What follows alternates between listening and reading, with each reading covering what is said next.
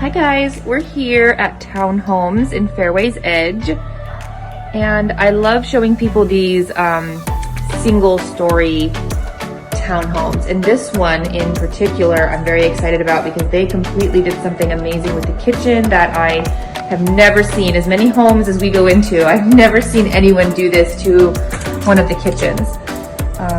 So this is the backyard, super cute, private backyard. That's a 2-car garage right there.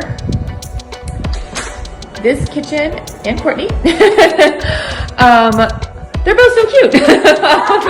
So normally, you guys, where the counter is here, there is more like countertop, and then there's normally like uppers that go right across here. And I have literally never seen anyone remove all of that and put this gorgeous island, these extra tall cabinets with crown molding. They made this really, really cute sort of bay window seat.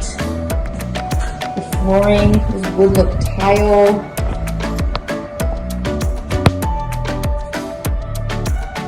This is the master.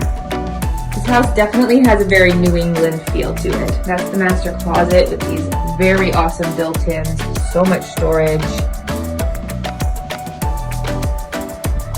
And then if we just go across down the hall, there's another full bath and 2 more bedrooms.